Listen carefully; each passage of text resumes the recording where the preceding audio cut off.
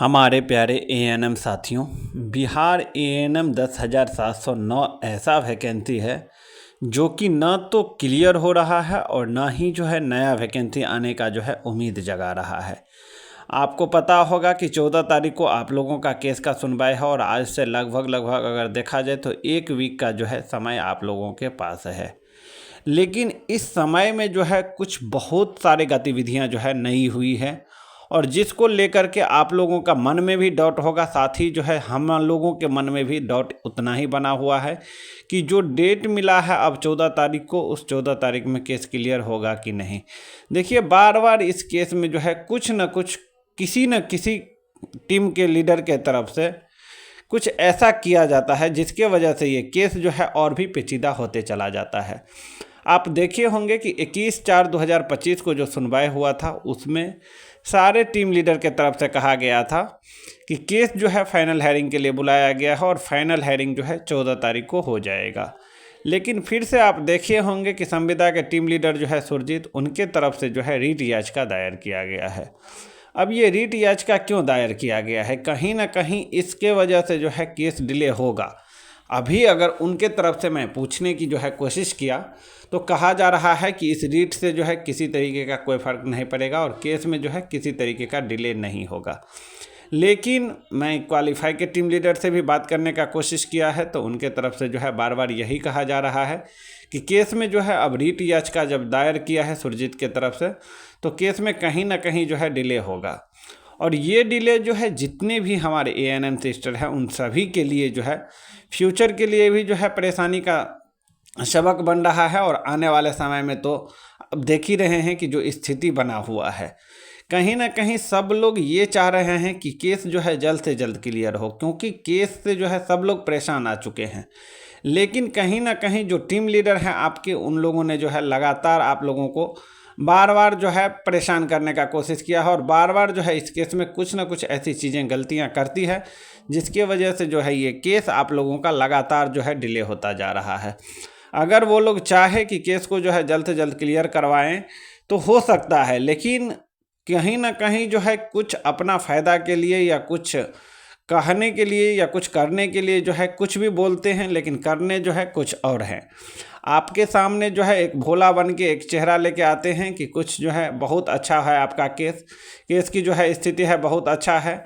लेकिन अंदर से जो है कुछ मन में और चलता रहता है और जो चलता रहता है वो केस में कहीं ना कहीं वो लोग जो है कर देते हैं, जिसके वजह से आप लोगों का केस लगातार जो है डिले होता चला जाता है। अब देखिए, जब केस के लिए हम एक ही चीज़ आप लोगों को समझाना चाहते हैं और ये चीज़ को जो है आप लोग थोड़ा ध्यान से समझें, चाहे जो भी है, हमारा क्वालिफाई सिस्टर है, जो नॉन क्वालिफाई है या जो संविदा है, सभी लोगों के लिए जो है हम बताना चाहते हैं कि जब केस हम लोगों का 21/4/2025 को जज साहब ने क्लियरली कहा था कि वेडनेसडे को जो है आप लोगों को समय दिया जाता है और जो समय दिया जाता है उसमें आप लोगों का फाइनल हेयरिंग होगा, सब लोग जो है फाइनल हेयरिंग के लिए तैयार हो जाइए। जब सब लोग अब फाइनल हेयरिंग के लिए तैयारी कर रहा था तो क्या ज़रूरी था कि रीट याचिका दायर करने के लिए? जब हम लोगों ने उनसे बात करने का कोशिश किया तो उन्होंने कहा कि क्वालिफाई के तरफ से जो रीट याचिका दायर हुआ है, इसलिए हमारे एडवोकेट ने भी जो है सलाह दिया है कि हमारे तरफ से भी रीट याचिका दायर हो। लेकिन हमारे कहने का मतलब कि कहीं ना कहीं अगर क्वालिफाई के तरफ से रीट याचिका दायर हुआ था, उसी समय में आप भी रीट याचिका अगर दायर करते सुप्रीम कोर्ट में, तो अभी जो है ये रीट याचिका पे जो है आगे की सारी चीज़ें जैसे क्वालिफाई के तरफ से क्लियर हो गया है उसी तरीके से जो है क्लियर हो जाता।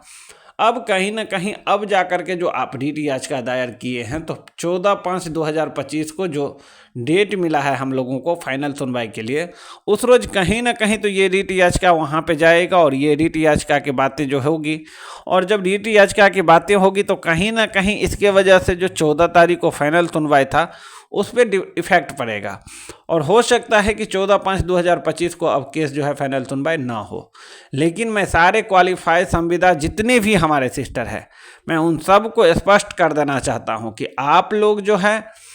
टीम लीडर के ऊपर जो है दबाव नहीं बनाएंगे तो ऐसे ही जो है आप लोगों को परेशानियां का सामना जो है करना पड़ेगा और केस में जो है कुछ ना कुछ वो नया अपडेट जो है करते रहेंगे और आप लोगों का केस जो है वो लगातार लंबा चलता रहेगा। इसके लिए आप लोगों को क्या करना है, कोई भी टीम लीडर, चाहे जो भी टीम लीडर है, मैं सबको स्पष्ट कहना चाहता हूं कि जो भी आप लोग हैं, अगर आप लोग चाहते हैं कि ऐसे ही समय पे समय लेते रहें और केस को डिले करते रहें, तो अब जो है ये चलने वाला बिल्कुल भी नहीं है, क्योंकि केस में जो है बहुत डिले हो चुका है। और पहले आप देखे होंगे अर्चना के तरफ से जो है सारा कुछ किया गया, फिर क्वालिफाई के तरफ से किया गया, अब फिर जो है यहाँ पे आप देखेंगे बीना कुमारी के तरफ से जो है रिट याचिका दायर किया है। तो कहीं ना कहीं सुरजीत का भी जो मकसद है क्लियर यहाँ पे दिख रहा है कि केस को जो है कहीं ना कहीं थोड़ा लंबा खींचने की जो है प्रयास में वो है। क्यों है? क्योंकि आप देखे होंगे उनकी वाइफ जो है जीएनएम किया हुआ है, सबके पास पता है, किसी के पास जो है छुपा हुआ नहीं है। अब वो चाह रहे हैं कि कहीं ना कहीं ये केस अगर लंबा चलेगा तो इससे जो है फंडिंग आता रहेगा,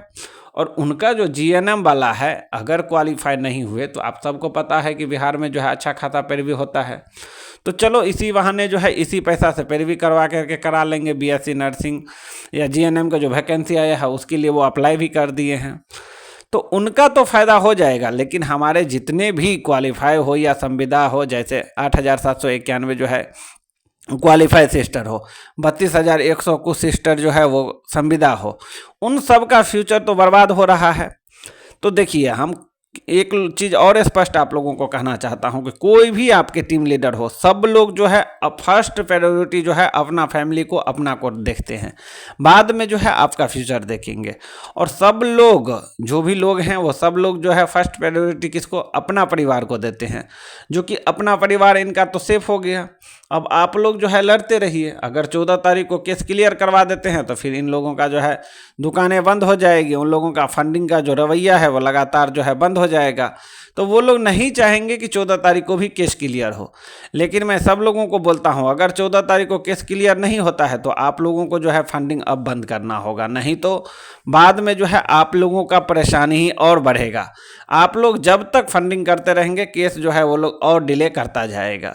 अब तो मैं सारा चीज़ समझ चुका हूँ इस केस में क्या क्या स्थिति है और क्या क्या नहीं, क्योंकि मैं तो आज से नहीं हूँ। आप देखे होंगे बहुत सारे यूट्यूबर जो है नया भी पैदा हुआ है इस केस में। जितना जो है ये केस डिले होगा उतना ही जो है परेशानियाँ आप लोगों के साथ होता रहेगा। लेकिन हम तो स्टार्टिंग से हैं और स्टार्टिंग से सभी गतिविधियों को जो है देखते आ रहे हैं। तो आप लोग अगर प्रेशर बनाएंगे, आप लोग अगर दबाव बनाएंगे, तभी जो है 14 तारीख को केस क्लियर होगा। और उनको आप स्पष्ट रूप में कहिए कि उनके तरफ से कहा जा रहा है कि इस रीट के वजह से केस अगर डिले बिल्कुल भी नहीं होगा। तो आपको जो है अगर 14 तारीख को ये केस क्लियर हो जाता है तब तो समझिए कि रीट के वजह से कोई परेशानी नहीं हुआ। अगर 14 तारीख को ये केस क्लियर नहीं होता है तो आप 100% मान के चलिए कि इस रीट की वजह से केस क्लियर नहीं हुआ है, और लोग जो आपके जो संविदा के टीम लीडर हैं वो कहीं ना कहीं आपकी केस को जो है मजाक बना के रखा है, और वो आप लोगों को चाहता है कि ये केस लंबा चले ताकि आप लोग जो है उनका झोला भरते रहें और उनका काम जो है आसानी से चलते रहे और आप लोग जो है इसी तरीके से जो है अटके रहे। और जो नया वैकेंसी की स्थिति बना हुआ है वो भी नहीं आने वाला है, क्योंकि वैकेंसी जब तक क्लियर होगा नहीं, नया वैकेंसी आएगा नहीं, तो कहीं ना कहीं सभी एएनएम का जो है लाइफ से ये बहुत बड़ा जो है खिलवाड़ हो रहा है। इसको ध्यान रखना।